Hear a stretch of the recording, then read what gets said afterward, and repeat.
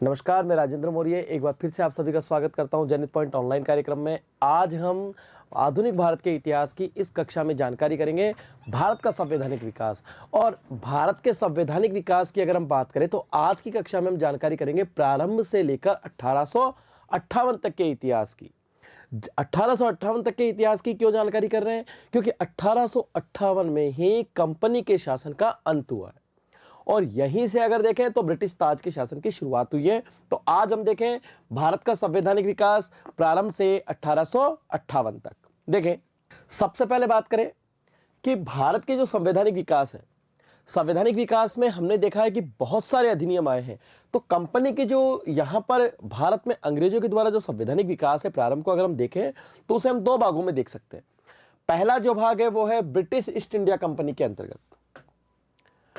British east India company के अंतर्गत यानी ईस्ट इंडिया कंपनी को शासन का अधिकार देते हुए जो अधिनियम बने हैं उसमें अगर हम देखें तो रेगुलेटिंग एक्ट है 1773 का, पिट्स इंडिया एक्ट है 1784, इसके अलावा charter act 1793, charter act 1813, charting act 1833 और चार्टर एक्ट 1853। वहीं अब देखें तो अब शासन हो रहा है ब्रिटिश क्राउन के नाम पर 1858 के बाद में। तो यहां पर भारत के संवैधानिक विकास को हम दो भागों में देख सकते हैं। रेगुलेटिंग एक्ट से स्टार्ट होकर हम देखें तो 1858 के अधिनियम से पहले जो है हमारे पास वो है चार्टर एक्ट 1853। फिर दूसरे भाग में हम देखें तो ब्रिटिश क्राउन के अंतर्गत, और इसमें आता है 1858 से लेकर 1947।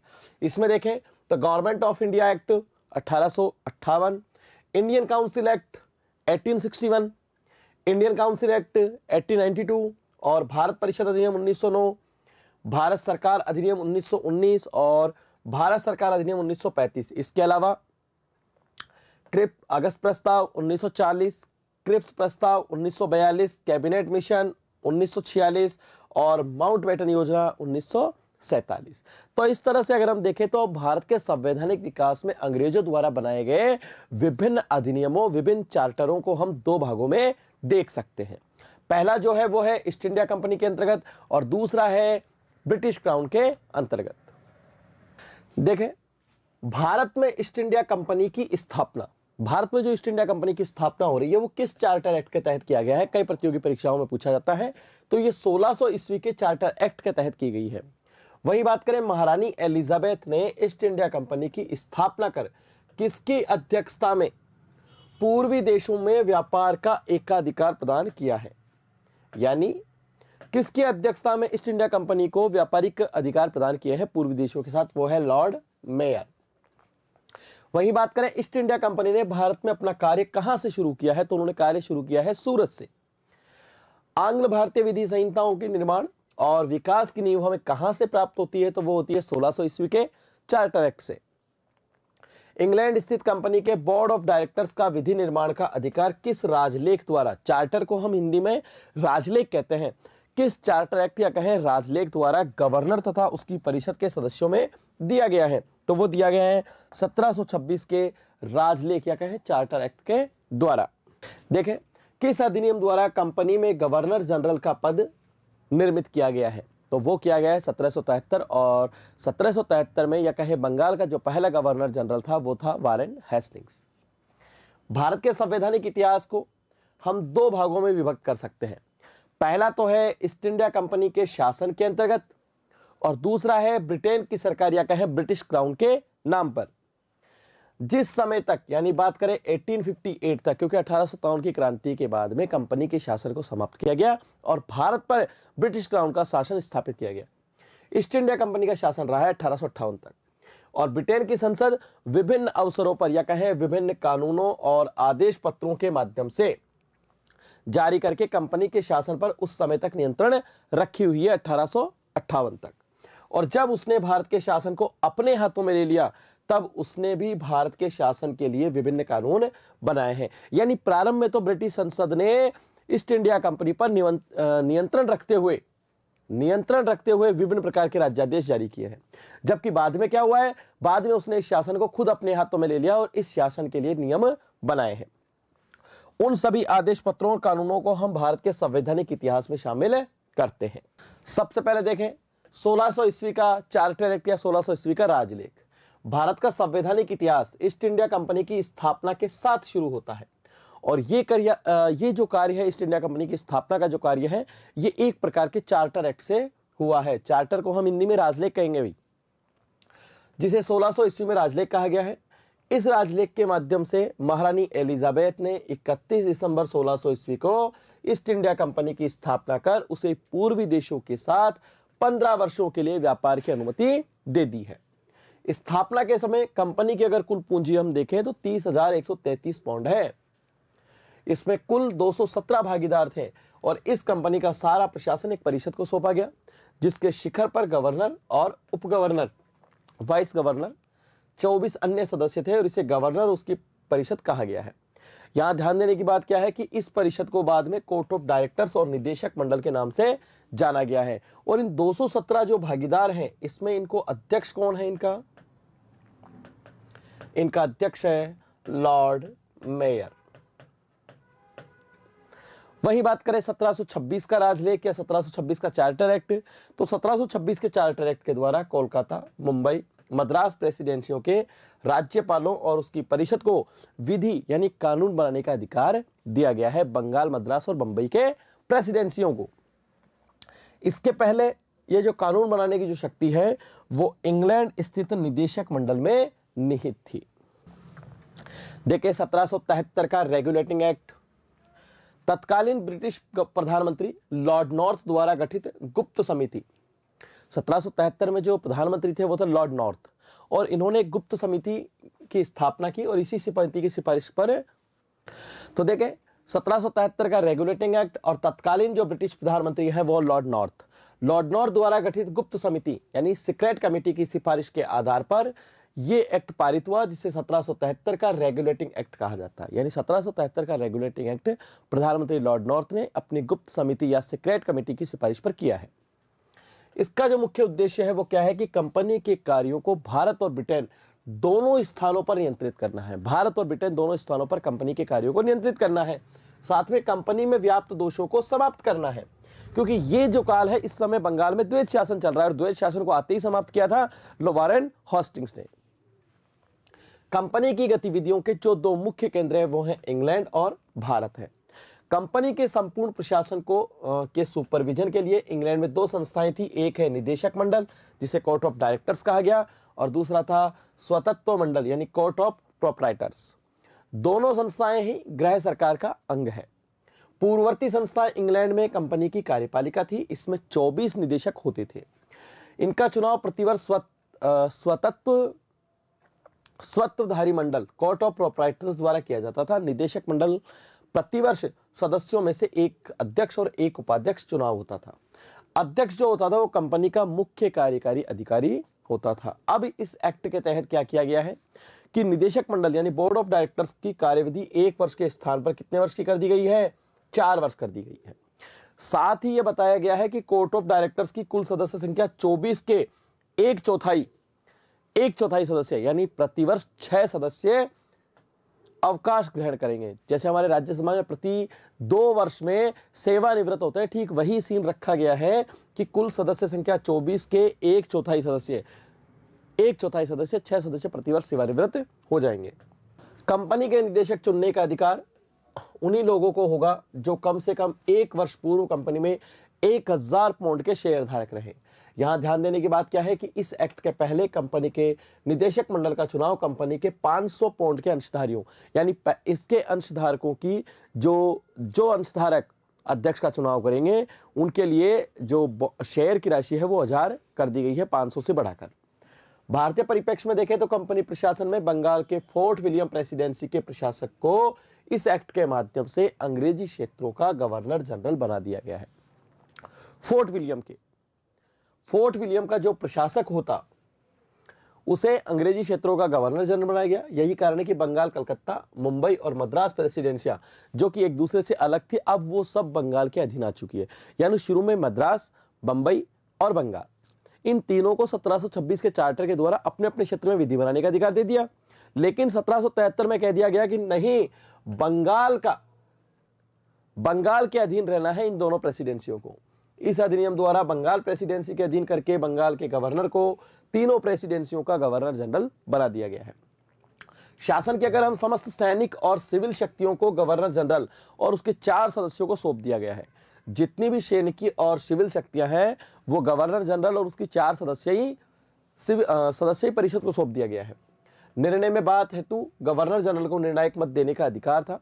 वारेन हेस्टिंग्स प्रथम गवर्नर जनरल बना है और कार्यकारिणी के जो 4 अन्य सदस्य हैं वो कौन कौन से हैं? फिलिप फ्रांसिस हैं, क्लेवरिंग है, मॉनसन है और बरवेल है। अधिनियम के अधीन 1774 में कलकत्ता में एक सर्वोच्च न्यायालय की स्थापना की गई है। 1773 के रेगुलेटिंग एक्ट के द्वारा ही कलकत्ता में हाईकोर्ट की स्थापना की गई है, या कहें कलकत्ता में एक सुप्रीम कोर्ट की स्थापना की गई है। और जो मुख्य न्यायाधीश बने हैं वो है sir Elijah Impey. Elijah Impey को मुख्य न्यायाधीश बनाया गया और 3 अन्य जो न्यायाधीश हैं चैम्बर्स, लेमेस्टर और हाइड को न्यायाधीश बनाया गया। ये एक प्रकार का अभिलेख न्यायालय है, रिकॉर्ड न्यायालय था। इसके विरुद्ध अपील वो लंदन स्थित प्रीवी काउंसिल में ही की जा सकती थी। इस अधिनियम के तहत कंपनी के कर्मचारियों को बिना लाइसेंस प्राप्त किए व्यापार को प्रतिबंधित कर दिया गया है। बिना लाइसेंस के व्यापार को प्रतिबंधित कर दिया गया। इस अधिनियम की बात करें तो कंपनी के कर्मचारियों को उपहार लेने पर प्रतिबंध लगा दिया गया है। वहीं बात करें कि परीक्षा की दृष्टि से कुछ प्रश्न जो कई बार पूछे जाते हैं उन्हें हमने इसी में शामिल किया है। देखें, गवर्नर जनरल वारेन हेस्टिंग्स की 4 सदस्यीय परिषद में पार्षद कौन कौन से थे या कौन कौन से सदस्य थे? तो उसमें नाम मिलता है हमें फिलिप फ्रांसिस का, क्लेवरिंग का, मॉनसन का और बरवेल का। गवर्नर जनरल और उसकी परिषद किसके प्रति उत्तरदायी थी? तो ये उत्तरदायी थी इंग्लैंड स्थित निदेशक बोर्ड या कहें बोर्ड ऑफ डायरेक्टर्स के प्रति। वहीं देखें कि ईस्ट इंडिया कंपनी की प्रबंधन शक्ति किसमें है? तो ईस्ट इंडिया कंपनी की जो प्रबंधन मैनेजमेंट शक्ति है वो है गवर्नर जनरल और उसकी परिषद में। उच्चतम न्यायालय में कितने न्यायाधीश सदस्य थे तथा मुख्य न्यायाधीश कौन था? तो उच्चतम न्यायालय में 4 मुख्य जो कितने न्यायाधीश थे? तो वो 4 सदस्य हैं और इसका मुख्य न्यायाधीश था सर इलिजा इम्पे। किस अधिनियम द्वारा भारत के गवर्नर जनरल तथा उसकी काउंसिल को नियम तथा अध्यादेश जारी करने के अधिकार दिए गए हैं? तो ये दिए गए हैं 1773 के रेगुलेटिंग एक्ट के द्वारा। और बंगाल का प्रथम गवर्नर जनरल अगर हम देखें तो वो था वारेन हेस्टिंग्स। रेगुलेटिंग एक्ट 1773 यानी 1773 के तहत कोलकाता में उच्चतम न्यायालय की स्थापना कब की गई है? तो वो 1774 में। पहला मुख्य न्यायाधीश जो है वो Elijah Impey. East India company पर संसदीय नियंत्रण का प्रथम प्रयास किस अधिनियम द्वारा? संसदीय नियंत्रण का प्रथम प्रयास 1773 के रेगुलेटिंग एक्ट द्वारा। 1765 को एंग्लो इंडियन इतिहास का युग प्रवर्तक काल किसने कहा है? तो 1765 को एंग्लो इंडियन इतिहास का, आंग्ल भारतीय इतिहास का युग प्रवर्तक काल कहा है इल्बर्ट ने। कुछ नोट है जो परीक्षा की दृष्टि से महत्वपूर्ण है कि रेगुलेटिंग एक्ट में व्याप्त दोषों को दूर करने के उद्देश्य से सर्वप्रथम 1783 में डंडास अधिनियम लाया गया और इसके पश्चात अगर हम देखें तो नवंबर 1883 में फॉक्स का भारतीय विधेयक लाया गया, किंतु दोनों ही विधेयक पारित नहीं हो पाए हैं। अतः फॉक्स द्वारा प्रस्तुत विधेयक के हाउस ऑफ लॉर्ड्स में पारित न होने के कारण लॉर्ड नॉर्थ और फॉक्स की गठबंधन सरकार को त्यागपत्र देना पड़ा है। ये किसी भी भारतीय मामले पर एक अंग्रेजी सरकार के पतन का पहला और अंतिम उदाहरण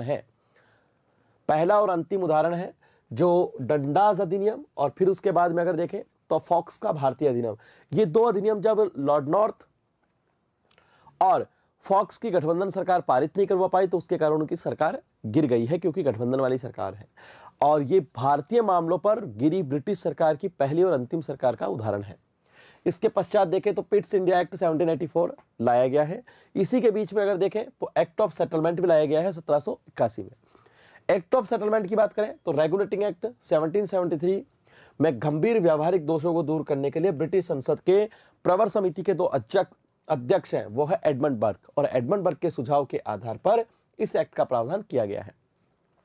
इसे अगर हम देखें तो संशोधनात्मक अधिनियम या कहें अमेंडिंग एक्ट या बंगाल जुडिकेचर एक्ट 1781 के नाम से भी जाना जाता है। 1773 के अधिनियम के व्यावहारिक दोषों को दूर करने के लिए एक्ट ऑफ सेटलमेंट लाया गया है। एक्ट ऑफ सेटलमेंट की बात करें तो कलकत्ता की सरकार को बंगाल, बिहार और उड़ीसा के लिए भी विधि बनाने का अधिकार दिया गया है। तो इस एक्ट के द्वारा, एक्ट ऑफ सेटलमेंट के द्वारा कलकत्ता की सरकार को बंगाल, बिहार, उड़ीसा के लिए कानून बनाने का अधिकार दिया गया है। साथ ही अब कलकत्ता की जो सरकार है उसको विधि बनाने के 2 स्रोत प्राप्त हो गए हैं। पहला स्रोत तो उनके पास है रेगुलेटिंग एक्ट के अधीन, और वह केवल कलकत्ता प्रेसिडेंसी के लिए, और दूसरा है एक्ट ऑफ सेटलमेंट 1781 के द्वारा बंगाल, बिहार और उड़ीसा के दीवानी प्रदेशों के लिए विधि अधिकार बना सकती है, कानून बना सकती है। सर्वोच्च न्यायालय के लिए आदेशों और विधियों के संपादन में भारतीयों के धार्मिक और सामाजिक रीति रिवाजों और परंपराओं का ध्यान रखने के भी आदेश दिए गए हैं।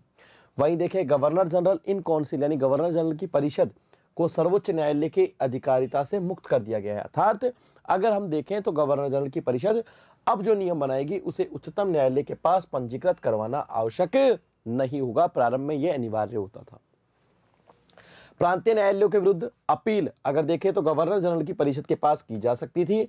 इसके पश्चात 5000 पाउंड या उससे अधिक मूल्य वाले मामले सब परिषद ब्रिटिश सम्राट के पास भेजे जा सकते थे।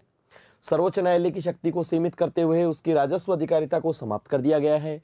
वहीं देखें तो स्थानीय नियमों को भी ध्यान में रखते हुए कानूनों को परिवर्तित करने का आदेश दिया गया है। देखें, इस प्रकार अगर हम इस अधिनियम को देखें तो इस अधिनियम ने रेगुलेटिंग एक्ट के अनेक विवादों और कठिनाइयों को दूर कर दिया है, और इसका उद्देश्य क्या है? सरकार को सुदृढ़ बनाना था। इसने राजस्व की समस्या का भी समाधान कर दिया है एवं राजस्व मंडलों की स्थापना की है। साथ ही हम देखें तो भारत में कानून बनाने और उनके क्रियान्वयन में भारतीयों के सामाजिक एवं धार्मिक रीति रिवाजों का उल्लंघन न करने की बात पर भी बल दिया है। पिट्स इंडिया एक्ट 1784, तो देखें, एक्ट ऑफ सेटलमेंट 1781 की असफलता के बाद में पिट्स का इंडिया अधिनियम कंपनी द्वारा अधिग्रहित भारतीय राज्य क्षेत्रों पर ब्रिटिश ताज के स्वामित्व के दावे का पहला वैधानिक दस्तावेज है। यानी ब्रिटिश ताज के अधीन जो शासन गया है 1858 के अधिनियम में, उसमें पहली बार इनके दावे को जो वैधानिक दस्तावेज है जिसमें कहा गया है कि हम ब्रिटिश सत्ता के कहीं ना कहीं अधीन हैं, चाहे वो नाम मात्र के लिए ही हो, तो वो पिट्स इंडिया एक्ट में कहा गया है, जिसका शीर्षक क्या था कि भारत में, इस पिट्स इंडिया एक्ट का शीर्षक था भारत में ब्रिटिश अधिकाराधीन क्षेत्र। और इस अधिनियम की अगर हम प्रमुख विशेषताएं देखें तो देखें, सबसे पहला है इस एक्ट के माध्यम से कंपनी के व्यापारिक एवं राजनीतिक क्रियाकलापों को अलग अलग कर दिया गया है। व्यापारिक क्रियाकलापों को कंपनी के निदेशकों के हाथों में रखा गया है, और राजनीतिक क्रियाकलाप अगर हम देखें, जिसमें राजनीतिकों में अगर देखें तो सैनिक, असैनिक और राजस्व संबंधी जो मामले हैं वो नियंत्रण एवं पर्यवेक्षण के लिए इंग्लैंड में 6 सदस्यीय नियंत्रण मंडल, जिसे कह रहे हैं बोर्ड ऑफ कंट्रोल, के अधीन आ चुके हैं। यहां पर ध्यान रखने की बात कहे कि बोर्ड ऑफ कंट्रोल की अनुमति के बिना गवर्नर जनरल को किसी भी देशी राजा के साथ संघर्ष शुरू करने और सहायता करने और ना कि सहायता का आश्वासन देने का कोई अधिकार नहीं था, कि जब तक उसे बोर्ड ऑफ कंट्रोल के आदेश प्राप्त नहीं होंगे, ना तो वो किसी देशी रियासत के साथ में संघर्ष कर सकता है, ना किसी संघर्ष के दौरान उसे सहायता का आश्वासन दे सकता है।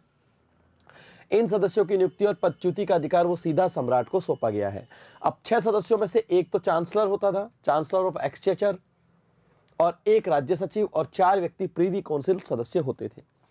इस प्रकार अब भारतीय उपनिवेश के 2 शासक हो गए हैं। पहला तो है कंपनी के निदेशक बोर्ड, और दूसरा है नियंत्रक मंडल, बोर्ड ऑफ कंट्रोल के माध्यम से सम्राट। यह स्थिति 1858 तक चलती रही है। गवर्नर जनरल की परिषद की संख्या 4 से कम करके अब कितनी कर दी गई है? 3 कर दी गई है। और इस परिषद को भारत में प्रशासन के लिए, जैसे देखें, सैन्य शक्ति, युद्ध संधि, राजस्व और देशी रियासतों आदि के अधीक्षण की शक्ति प्रदान की गई है। प्रांतीय परिषद के सदस्यों की संख्या अगर हम देखें तो 4 से 3 कर दी गई है, और इन्हीं सदस्यों में से एक को प्रांत का सेनापति भी बनाया जाता था।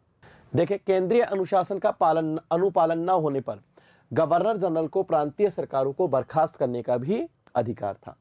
इस अधिनियम द्वारा प्रदान किया गया है ये कि अगर केंद्रीय शासन का अनुपालन नहीं हो रहा है तो गवर्नर जनरल प्रांतीय सरकारों को बर्खास्त कर सकते हैं। जैसे आज के टाइम पर अगर हम देखें कि केंद्रीय सरकार को, राष्ट्रपति को किसी भी सूचना से पता चल जाए कि उक्त राज्य का या संबंधित राज्य का शासन संविधान के अनुसार नहीं चल रहा था, अनुच्छेद 356 का प्रयोग किया जा सकता है। ठीक वैसी ही शक्ति मिलती जुलती है। भारत में नियुक्त अंग्रेज अधिकारियों के अवैध कार्यों पर मुकदमा चलाने के लिए इंग्लैंड में कोर्ट की स्थापना भी की गई है। इस अधिनियम के द्वारा गवर्नर जनरल को देशी राजाओं से युद्ध और संधि करने से पूर्व कंपनी के डायरेक्टरों से या कहे बोर्ड ऑफ कंट्रोल से अनुमति लेना अनिवार्य कर दिया गया है।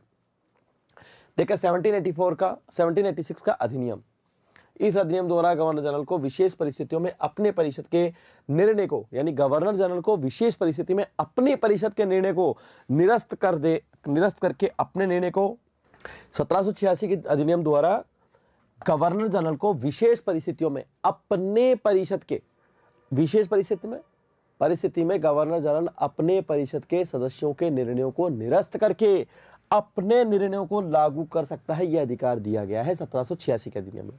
साथ ही गवर्नर जनरल को प्रधान सेनापति की शक्तियां भी दे दी गई है और उक्त दोनों अधिकार सबसे पहले जो काम में लिए हैं वो लिए हैं लॉर्ड कॉर्नवालिस ने। यानी ये जो अधिकार प्राप्त किए हैं, ये दोनों अधिकार प्राप्त किए हैं सबसे पहले लॉर्ड कॉर्नवालिस ने।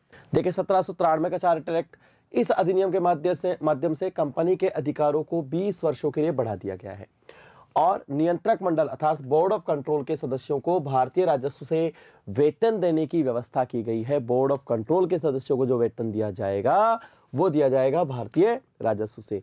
बाद में इन्हीं मामलों के ऊपर दादाभाई नौरोजी का ड्रेन थ्योरी सिद्धांत या कहें कि धन निष्कासन का सिद्धांत आया है। ब्रिटिश भारतीय क्षेत्रों में लिखित विधियों द्वारा प्रशासन की नींव रखी गई है और सभी कानूनों व विनियमों की व्याख्या का अधिकार न्यायालय को प्रदान किया गया है। अब देखिए 1813 का चार्टर एक्ट या 1813 का राजलेख, कंपनी के एकाधिकार को समाप्त करने और उस पर और प्रभावी नियंत्रण बनाने के लिए और ईसाई मिशनरियों को भारत में अधिक से अधिक स्वायत्तता प्रदान करने की मांग पर यह राजलेख पारित किया गया है। और ये राजलेख अगर बात करें इस चार्टर एक्ट में क्या क्या प्रावधान है, तो उससे पहले हम देखें अधिनियम आया क्यों है कि कंपनी को एकाधिकार को समाप्त करना है, दूसरा है उस पर नियंत्रण भी रखना है और ईसाई मिशनरियों के धर्म प्रचार की बात को लेकर। तो इस एक्ट में देखिए 1793 का चार्टर एक्ट, इस अधिनियम के माध्यम से कंपनी के अधिकारों को 20 वर्ष के लिए बढ़ा दिया गया है। साथ ही बोर्ड ऑफ कंट्रोल के सदस्यों को भारतीय राजस्व से वेतन देने की व्यवस्था की गई है। बाद में इसी आधार पर दादाभाई नौरोजी का ड्रेन थ्योरी या कहे धन निष्कासन का सिद्धांत पारित हुआ। ब्रिटिश भारतीय क्षेत्रों में लिखित विधियों द्वारा प्रशासन की नींव रखी गई है और सभी कानूनों व विनियमों की व्याख्या का अधिकार वो देखें तो न्यायालय को दिया गया है। अब देखें 1813 का चार्टर एक्ट। 1813 के चार्टर एक्ट की अगर विशेषता देखें तो इसमें जो मुख्य बात है, कंपनी के शासन को समाप्त करने की बात है, कंपनी के एकाधिकार को समाप्त करने की बात कही गई है। साथ में अगर देखें तो उस पर नियंत्रण रखा गया है। साथ में ईसाई मिशनरियों को भारत में धर्म प्रचार के लिए प्रोत्साहित करने की बात कही गई है और इस चार्टर एक्ट में पहली बार ईसाई मिशनरियों को भारत में धर्म प्रचार की अनुमति दी गई है। कंपनी के व्यापारिक एकाधिकार को समाप्त कर सभी ब्रिटिश व्यक्तियों को व्यापार का अधिकार दिया गया है, लेकिन साथ में चीन के साथ अभी तक व्यापार और चाय के अधिकार को वो ईस्ट इंडिया कंपनी को ही दिया गया है। यानी भारत में अगर व्यापारिक अधिकार देखें तो अब कंपनी का समाप्त करके सभी ब्रिटिश लोगों को अधिकार दे दिया गया है। साथ में ये कह दिया गया कि अभी भी चीन के व्यापार और चाय के व्यापार पर ईस्ट इंडिया कंपनी का ही नियंत्रण रहेगा। ब्रिटिश व्यापारियों और इंजीनियरों को भारत आने और यहां बसने की अनुमति प्रदान कर दी गई है। इसके लिए उन्हें संचालक मंडल या नियंत्रण बोर्ड से लाइसेंस लेना जरूरी था। भारतीयों की शिक्षा पर प्रतिवर्ष 1 लाख रुपए खर्च करने का उपबंध किया गया है। यह भारतीय शिक्षा के मामले में अगर देखें तो पहला प्रयास है अंग्रेजों का। स्थानीय स्वायत्तशासी संस्थाओं को करारोपण का अधिकार दिया गया है।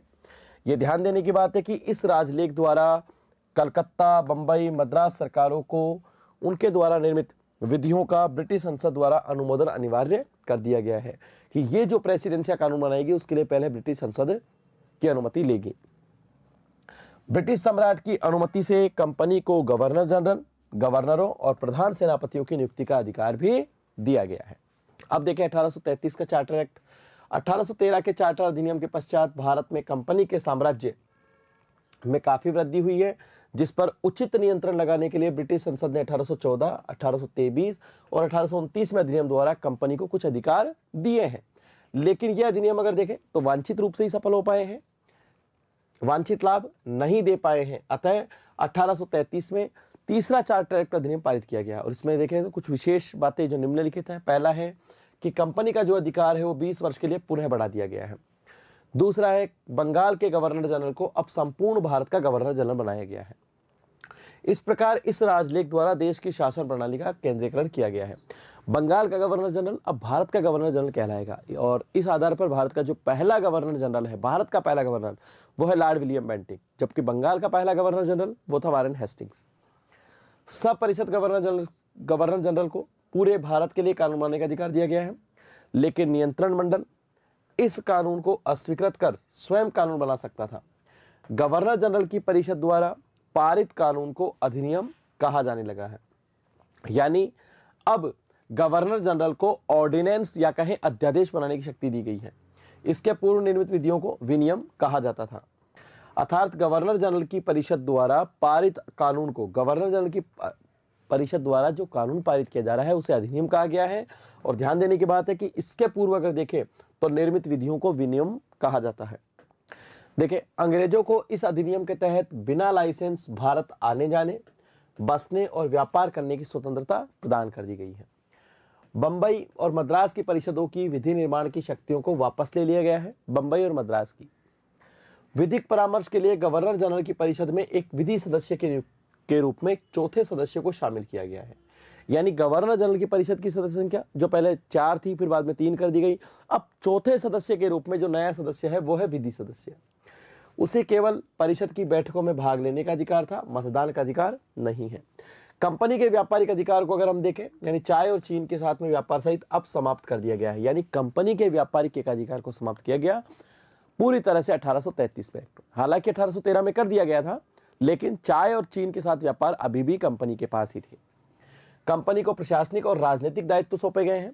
विधियों के संहिताकरण के लिए गवर्नर जनरल को आयोग गठित करने का प्रावधान दिया गया और 1834 में लॉर्ड मैकाले की अध्यक्षता में 4 सदस्यीय प्रथम विधि आयोग का गठन किया गया है। इस एक्ट के द्वारा भारत में दास प्रथा को विधि विरुद्ध यानी कानून विरुद्ध घोषित किया गया और अंत में 1843 की अधिनियम 1843 के नियम 5 से उसका उन्मूलन कर दिया गया है। अब बात करें इसी अधिनियम की धारा 87 के तहत कंपनी के अधीन सरकारी पदों के चयन में किसी भी व्यक्ति को धर्म, जात, जन्म स्थान, मूल वंश, रंग के आधार पर अयोग्य न ठहराए जाने का उपबंध है। यानी योग्यताओं के आधार पर भारतीयों को भी अब सेवा में शामिल होने की बात कही जा रही है। गवर्नर जनरल की परिषद को राजस्व के संबंध में पूर्ण अधिकार प्रदान किए गए हैं और गवर्नर जनरल को संपूर्ण देश के लिए एक ही बजट तैयार करने का अधिकार दिया गया है। इस राजलेख पर लॉर्ड मैकाले के साथ साथ उपयोगितावादी चिंतक जेरेमी बेंथम और जेम्स मिल का विशेष प्रभाव था। भारत में संविधान निर्माण का आंशिक संकेत अगर देखें तो वो इसी चार्टर में दिखाई देता है। अब देखें, कुछ नोट है कि 1833 के राजलेख से पूर्व निर्मित विधियों को विनियम कहा जाता था और जबकि 1833 के अधिनियम द्वारा निर्मित विधियां अब अधिनियम कहलाती है। दूसरे शब्दों में देखें तो भारत के गवर्नर जनरल की परिषद द्वारा निर्मित विधि को अब अधिनियम कहा जाने लगा है।